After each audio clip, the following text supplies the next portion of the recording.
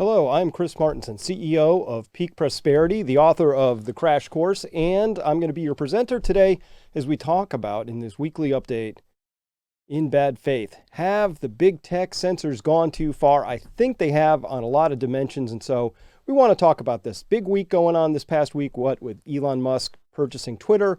Quite the uproar around that, and it really revolves around this idea of censorship and free speech. But as we'll find out today, this censorship was anything but even-handed, and anything but free of government fingerprints all over it. So let's talk about this, because this is a fundamental, foundational, First Amendment kind of a right, and I think we should be able to discuss that without being labeled domestic terrorists or whatever the nom de plume of the is going to be for us, those of us who want to just ask questions, have a free and open debate and conversation. By the way, I am a free speech maximalist. I believe in my right to consume anything I want through words and or speech. And if I hear it, I trust that I'm not going to go off the rails and suddenly turn into a rabid polar bear if I hear like the wrong information. Now that's because I trust myself, but I also trust you that way.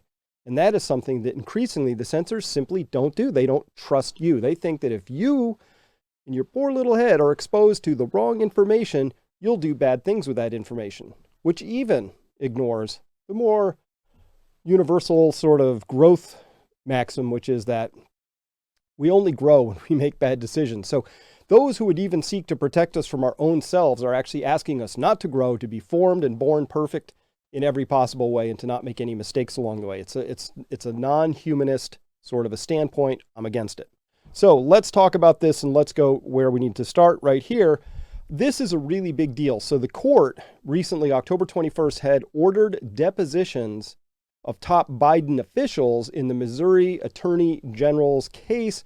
And as well, I believe they've been joined in by Louisiana. Quote, the United States District Court for the Western District of Louisiana granted Missouri and Louisiana's request for depositions from top ranking officials in the federal government. So, carrying on. This is movement in his lawsuit against top-ranking Biden administration officials for allegedly colluding to suppress freedom of speech. Ooh, that's a First Amendment no-no. That's a big one. The list of granted depositions includes Dr. Anthony Fauci, ouch, former White House Press Secretary Jen Psaki, ooh, ouch, Director of White House Digital Strategy Rob Flaherty, Surgeon General Vivek Murthy, CISA Director Jen Easterly, and FBI Supervisory Special Agent Elvis Chan. Good name there, Elvis.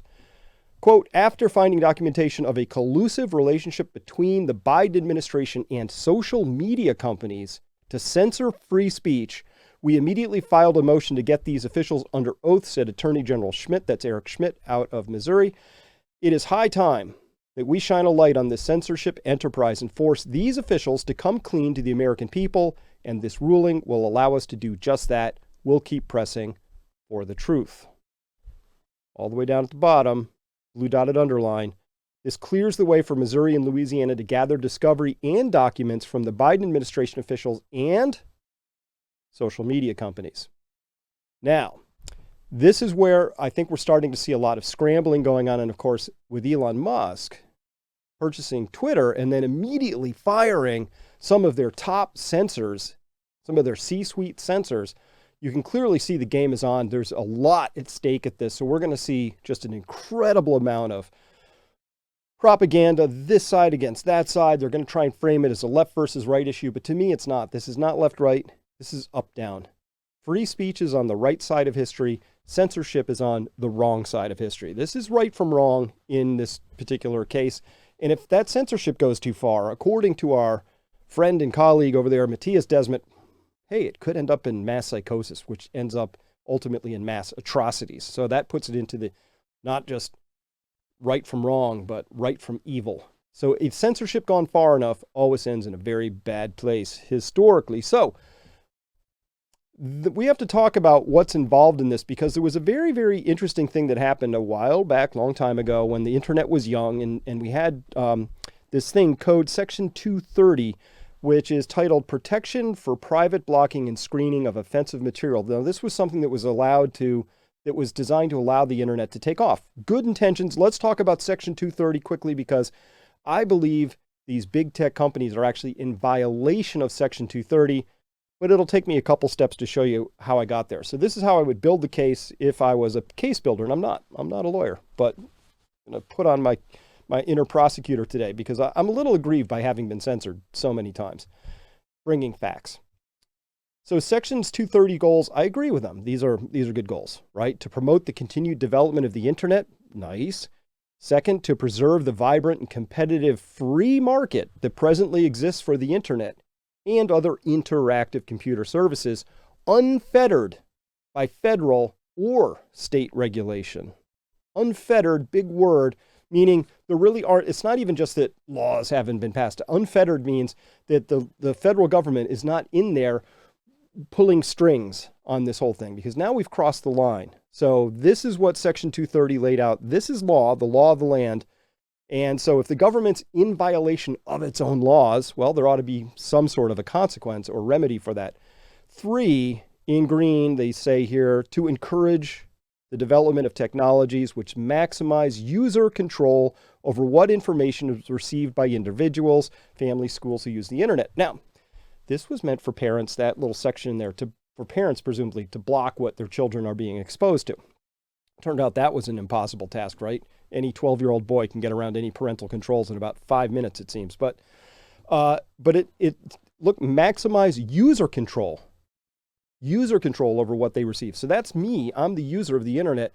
You're the user. We are the ones who were designed to have the control over that stuff. Now, 4, the goal here was also to remove disincentives for the development and utilization of blocking and filtering technologies that empower parents to restrict their children's access to objectionable material, etc.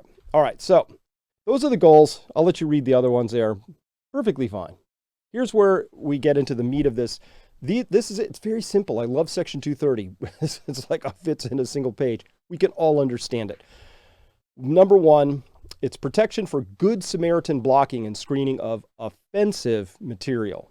1, treatment of publisher or speaker. No provider or user of an interactive computer service shall be treated as the publisher or speaker of any information provided by another information content provider. So I would be the other information content provider, but this means the provider of an interactive computer service. That is your platforms, right? That's your Twitters, your Facebooks, your YouTubes, your Vimeos, right? This is them. So it says none of them shall be treated as the publisher or speaker of the content. But number 2, civil liability. No provider or user of an interactive computer service shall be held liable on account of A, any action voluntarily taken in good faith to restrict access or availability of material that the provider or user considers to be obscene, lewd, lascivious, filthy, not sure I could tell you the difference between those last 3 words, excessively violent, harassing, or otherwise objectionable, which is a vague statement there, whether or not such material is constitutionally protected. No provider shall be held liable on account of any action they voluntarily take in good faith.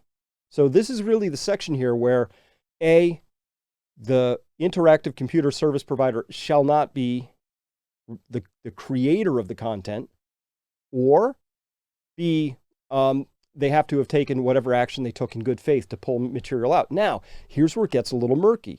What if that same entity, we'll call this one of these social media giants, is busy curating, only preferentially removing one side of a story, whether that's conservative while promoting liberal views, whether that's taking out this side of the medical debate but only leaving this side of the medical debate, or completely shunning all independent medical observers and researchers and only promoting the government's point of view.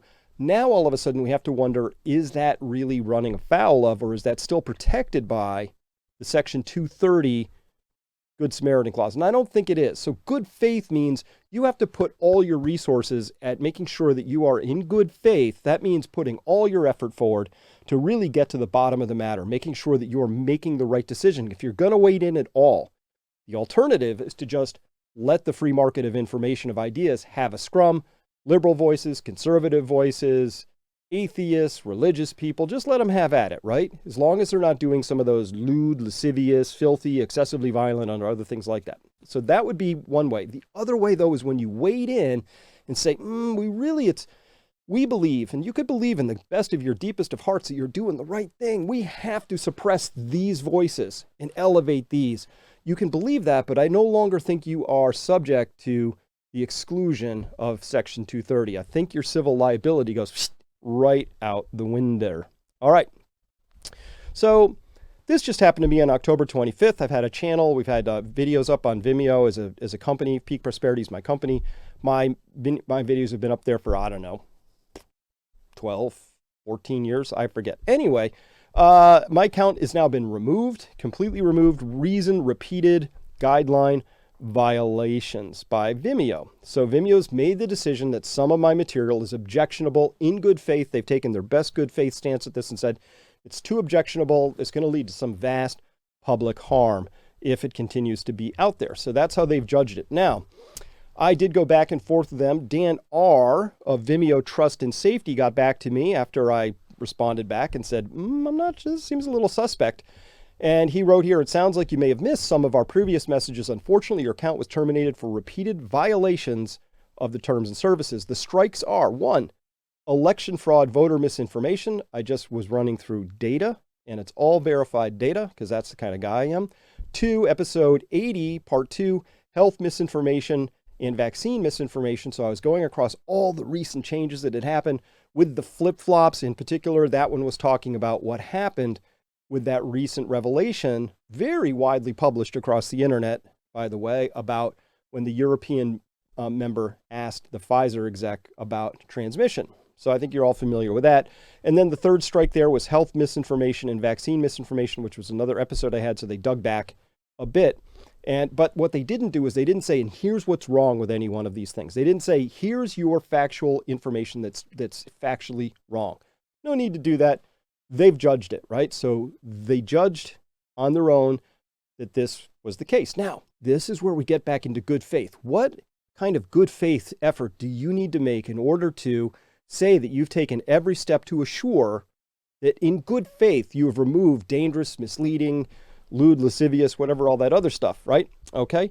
So Vimeo, they say here, does not allow health-related content that might cause people to take dangerous or unproven treatments or refrain from taking indicated precautions or treatments that the US CDC or WHO recommend. Okay, well, that's their right as a company. They can say that, but of course, the thin ice that are on here is that the CDC and WHO have flip-flopped themselves many, many times over the course of this whole thing and obviously got a lot of things wrong. In fact, CDC got a lot more things wrong than I did over the entire scope of this thing. But comprehensively, when I get it wrong, it's very minor compared to when the CDC gets it wrong. But that said, they say specifically Vimeo does not allow videos that convey false or misleading health-related information that has a serious potential to cause public harm, but they couldn't identify any particular thing or refused to or didn't feel they had to of anything I had put forward. Perpetuates false or misleading claims about that safety thing down there or claims the coronavirus is a hoax or promotes various other conspiracy theories around the virus. I don't know what those other conspiracy theories are. I've never claimed it's a hoax, but I have talked about the lab leak. So maybe they didn't like that. At any rate, that's what they said. These are my strikes. That's where it went forward. Now, here's where I think we get out of the good faith arena. This is the Vimeo censors right here. We just met Twitter censors up close and personal this last week. So let's bring these forward. Carolina Kay. She is the director of trust and safety operations at Vimeo, formerly at Etsy. So obviously deep qualifications there. We've got Fayad, who works in Bengaluru. Looks like a lot of people are at Bengaluru. That seems to be an offshore site where they probably have people in India who are busy helping to figure out, what to tag and flag and all that other stuff. We got James Sachs out of Brooklyn, New York. We got another with Sandesh out of Bengaluru. We got Daniel S. I'm not sure if Dan S. is the same as the Dan R. who responded to me. I suspect it is, but that's a jump I had to make. JK out of New York, Jessica out of Farmingdale, New York, and then Brian Cooper out of Massapequa, New York. So those are your censors. There they are. And this is the Vimeo censor. So I got more to say about them, but just because we never know when we're going to get censored next, please, if you don't hear from me, if you're watching this on YouTube and I seem to have gone away, always a possibility, of course, or you were looking for me on Vimeo, couldn't find me there anymore, or, as you'll see soon, LinkedIn as well. It's like a thing is happening. You can always follow me at these places. Increasingly, we are promoting and putting our videos up on sovereign.media there. You can find us on Odyssey, on Rumble, and of course, at peakprosperity.com. But if you really want to be sure not to miss anything, go ahead and sign up, become a member at Peak Prosperity, and you will get emails and notifications whenever I post new content, which is all the time, usually 3 pieces a week, or maybe 4. So that's all that's found at Peak Prosperity. Out here in public, usually just 1 a week. So come check us out there. Now, so question, is it good faith to staff up key censorship positions with unqualified people?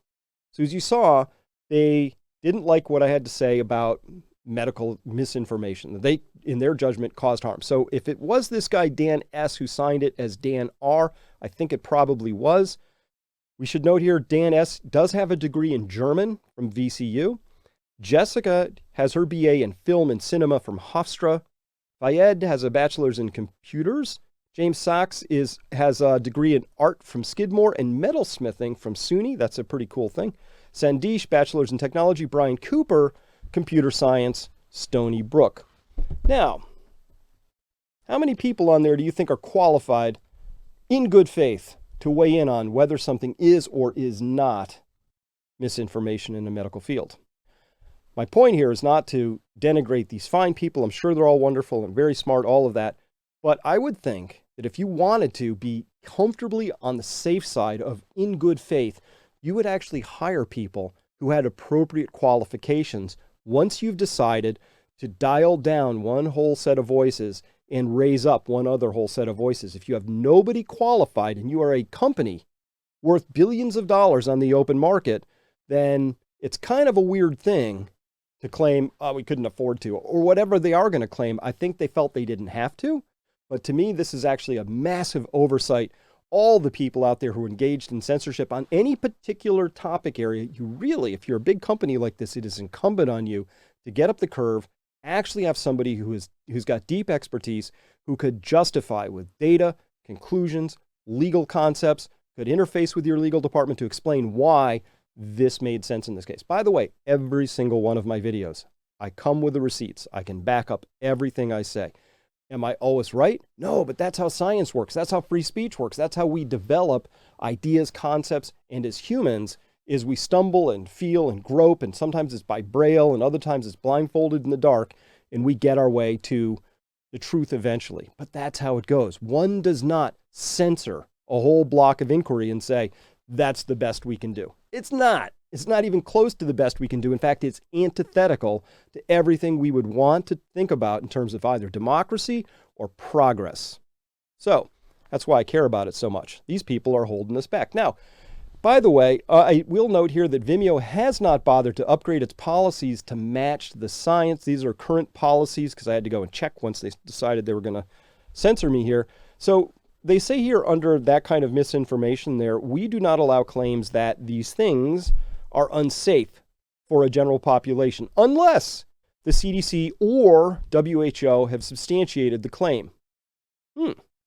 That's it. That's it. So they're saying right now, the only claims they will allow have to come from these official U.S. government or international bodies. That's it. I guess if you were a key research university and you had a key finding that these two institutions hadn't caught up with yet, tough luck, you're out of biz, right? But that's what they go with. But look at that third bullet point underlined in blue. They say that natural immunity is better than that other acquired immunity right there. You're not allowed to claim that. Now, you know who does claim that? It's as good as CDC. That's who says that. We know that now. As well, that last claim down there that those things are not necessary to combat the spread of infectious diseases. That's a weird thing I'm not even sure whoever's claimed that or where that came from. But certainly that's starting to trend into this whole idea of, do these things actually prevent transmission? And the answer to that is no. So I think that last bullet point needs to be clarified and amended. But companies a little bit lazy about that, doesn't see fit to actually update their policies with current information, which tells me they're not operating in good faith, right? If you're operating in good faith, you have all these people working at this thing. You dig through your policies and you say, hey, are these things still in accordance with what these bodies are saying? Because we're telling people that you have to be in alignment with what these bodies are saying, but then your own stuff down there is actually out of alignment with much of the data, if not even what these August bodies are saying. So kind of a hole there. I think there's an exposure from a Section 230 standpoint. In addition, in green box down there, we do not allow content that promotes an agent or treatment to use to vaccinate against a particular infectious disease if it has not been specifically approved for such purpose by the U.S. Food and Drug Administration or another similar governmental body. The way that's worded, I think your lawyer should go over this one more time, Vimeo, because it's worded really weird. It says, do not allow content that promotes an agent or treatment for use to vaccinate. I'm not even aware of any such thing that's ever come forward. I'm not sure what you're reacting to or what that statement's meant to protect against, but an agent or treatment to use to vaccinate.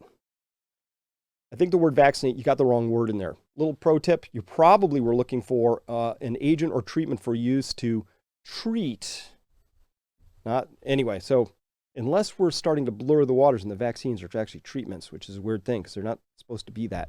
At any rate, weird policy here. It wasn't overly clear.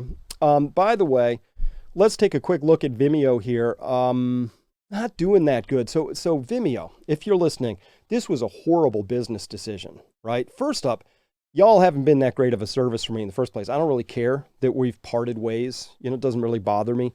And I don't even care if you say you're leaving me. I'll let you have that one. It doesn't matter because you didn't do anything to cross-promote my channel within your community. You didn't build the critical mass. You had a decent streaming platform. That was cool. Good streaming, reasonable upload, nice quality. The product was okay, but the execution of it didn't help me as the content creator really get broader visibility and build an audience. So you didn't do on that part. And by the way, you have tons of competition now, and the market has already figured that out. From a high of $57 as recently as May of 21, down to $3.74 a share, and almost a straight slide down. And by the way, these are not great stats going on in here. And your net income is not going to be helped by the complete withdrawal of the fees that came from my company. All of these things not looking good. So, go woke, go broke is what I'm looking at here. Who are the top shareholders? And I have to ask if this is a loss leader for them. FMR LLC is Fidelity Management and Research, of course. We're looking here at BlackRock. We got Vanguard. We got Jackson Square Partners. So between them, you have lots and lots, millions and millions of dollars of holdings in there. Looking at Jackson Square Partners in here really quick. Where did I put that? Oh, I didn't bring it up. At any rate, in their last filing with the SEC, I had a little piece, which I somehow didn't drop in here, that showed that they had reported that they had $77 million worth of Vimeo. They hadn't sold any, and now their stake is worth $43 million. So obviously, that dark red spot right there, not working out for the people who are the investors in there. But I'm wondering, who really is making the decisions, right? Who's making the decisions over when to censor, which direction to censor in, how is that being made? And surprisingly, you see these same names showing up over and over again on the holding pages of companies who seem to be really invested in pushing forward with the government narrative. Now, I get it. Government has a point of view. It happens to think that if it follows these policies, better things will result politically, for public health, all of that. But there's a really clear line now between what the government can do and what private companies can or should be able to do. And the blurring of that gets us to a really odd part. So let's talk about Section 230 real quickly, because if these companies lose the Section 230 coverage, massive liability could result.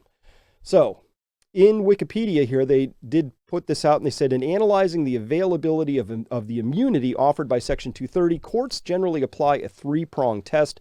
A defendant must satisfy each of the three prongs to gain the benefit of immunity. First, The defendant must be a provider or user of an interactive computer service. So they are the provider of it. And, if somebody wants, if I owned a big internet, a social media giant, I am the provider. So I'd be the defendant in this particular case. So I would want to, yes, check, that's me. Okay. So I'm a provider.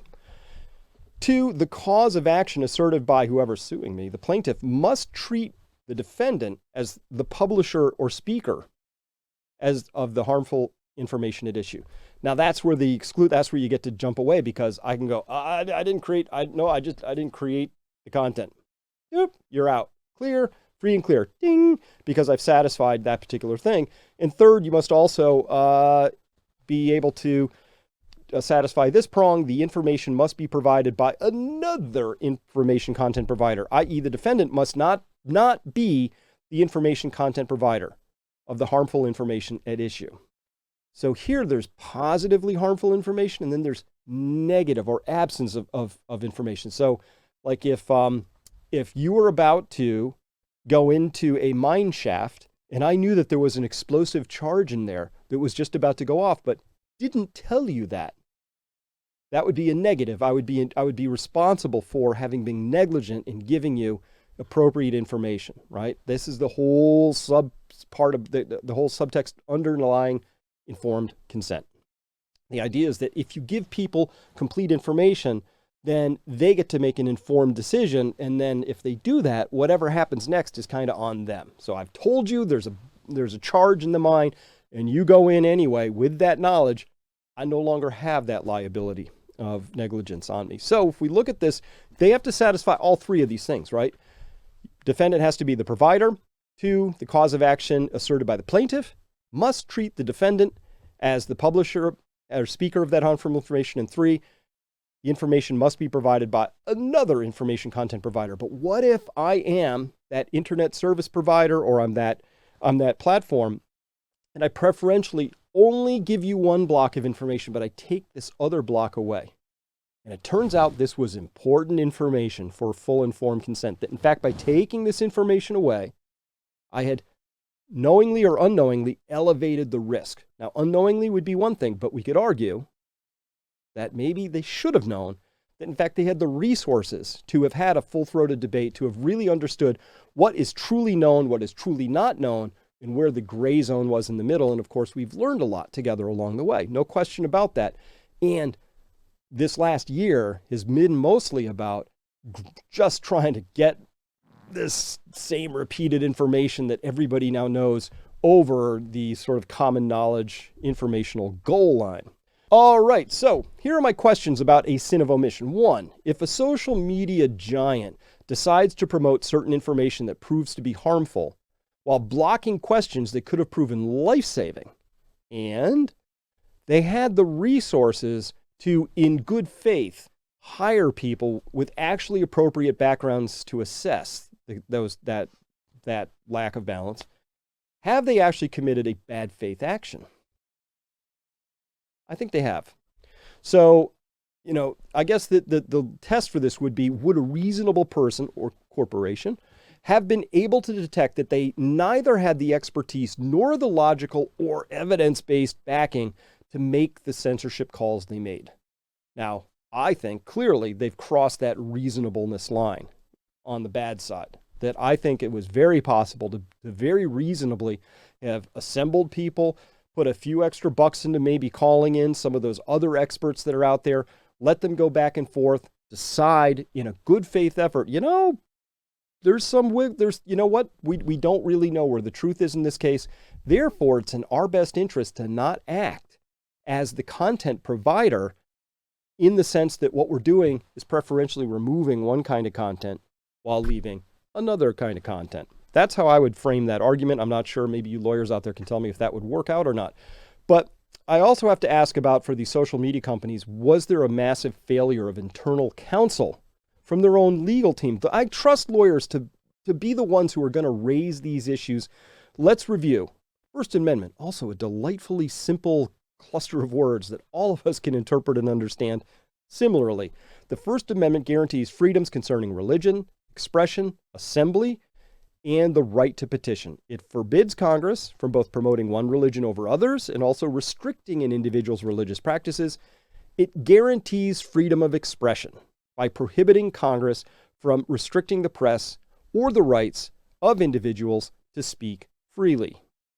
Now, in this context, prohibiting Congress shall make no laws, right, prohibiting, any of these things. But also Congress appropriates the money. And by Congress, this is really, we're talking about the government at this point in time. The government and particularly its enforcement arms. That's how this all comes together. So check this out. We now know that documents have been revealed. This just came out in an article in the Intercept today, that Facebook and Twitter closely collaborated with the Department of Homeland Security, the FBI, to police disinformation, plans to expand censorship on topics like the withdrawal from Afghanistan, expand the censorship on the withdrawal from Afghanistan, origins of COVID, and info that undermines trust in financial institutions. This is getting real blurry right here. This is where if you're internal counsel for these things, what are you guys doing? Holy crikey, I'm not even a lawyer, and I can go, wow, I would have some serious boardroom questions for these people saying, hey, listen, we're a private company. If we're suddenly seen and we get in bed and we now blur the line, we blow all sorts of our liability protections out the window. And we potentially, this is like a shareholder issue. There's all kinds of things that come up very, very quickly.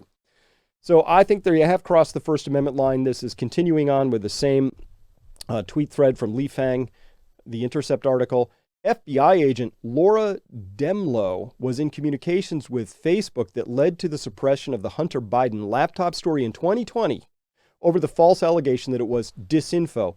This year, she met with Twitter and DHS to stress we need a media infrastructure that is held accountable. Ouch. Pursuant to the third-party subpoena, Meta has identified the FBI's FITF as supervised by Laura Demlow and Elvis Chan.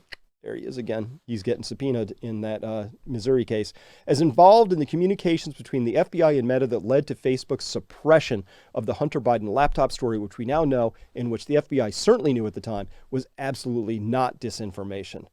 Now, tell us about where that First Amendment line is. Tell me how Meta's lawyers are not absolutely on top of this in doing what they need to do. This is a failure of internal counsel that's extraordinary, and I can only imagine the potential financial consequences that could result from something like this blowing up. This is clearly where counsel should say, whoa, one of the things we wouldn't really want to be on the wrong side of would be First Amendment issues. It's kind of a biggie. That one could be very disruptive to our overall operations over time. Finally, here in this Twitter thread here, Li Fang writing, Facebook and Twitter created special portals for the government to rapidly request takedowns of content. The portals, along with NGO partners, any guesses as to which NGO partners those might be, used to censor a wide range of content, including obvious parody accounts, even content disagreeing with government pandemic policy, even parody accounts.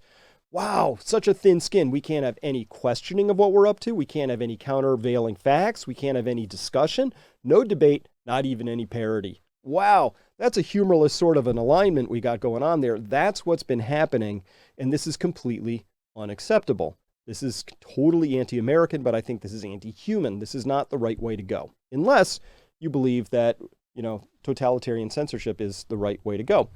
So this is actually here, Li Fang writing still, the emails and documents show close collaboration between DHS and private sector. Twitter's Vijaya Gadde, who just got fired by Elon Musk last week, met monthly with the DHS to discuss censorship plans. Microsoft exec texted DHS, platforms have got to get comfortable with the government.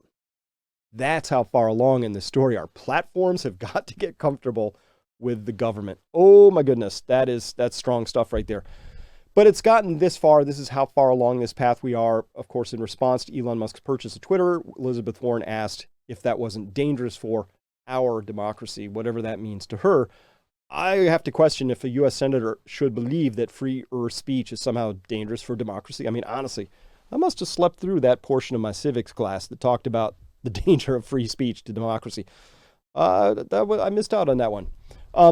Or is it simply more the case that alternative views are considered objectionable? by Warren and by many other people in this story, that they can't stand anymore the idea that you might hold a different point of view from me. Nope, we all have to have the same point of view, or somehow the world isn't a safe place or a good place or able to make any progress, or we can't get to this utopia we envision. Whatever the story is, that has never been true. This is a dangerous, dangerous ideology at play that suggests that there's only one point of view, and only that can come from the very top. In fact, that the top always has the correct point of view.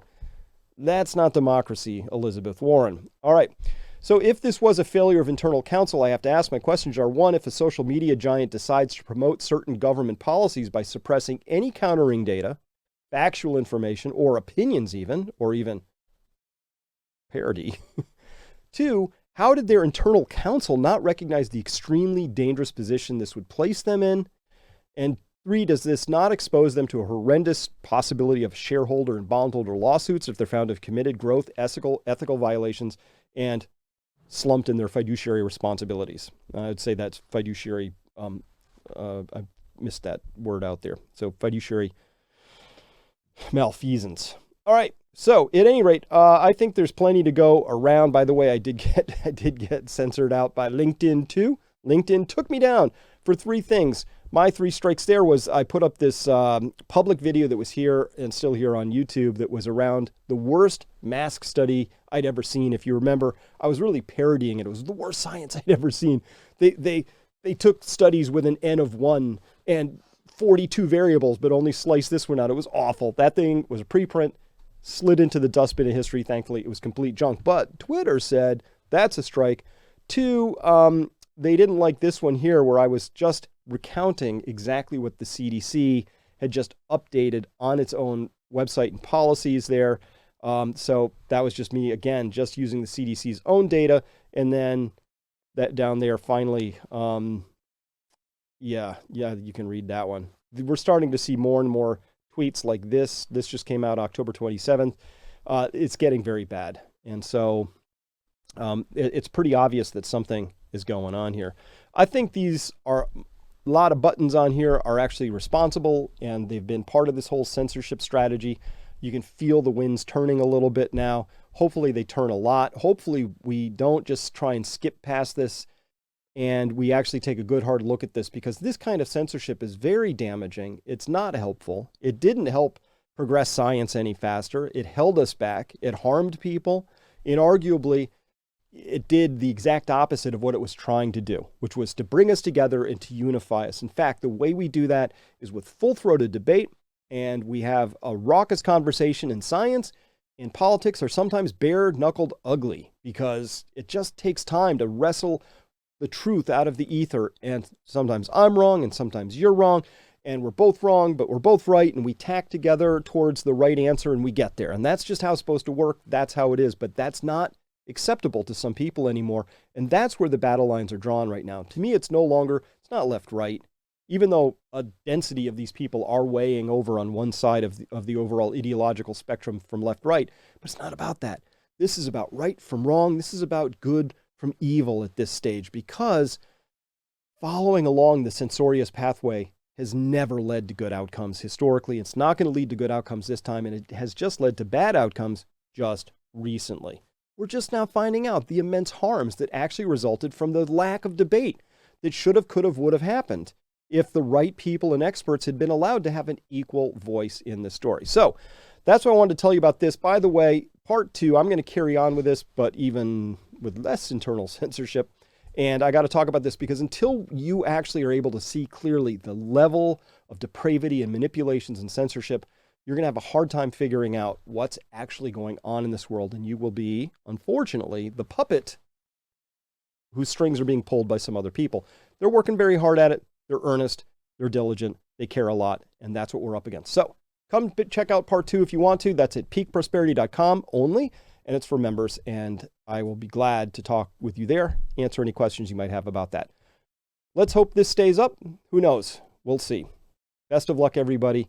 Have a great week. Thank you for listening, and we'll see you next time. Bye.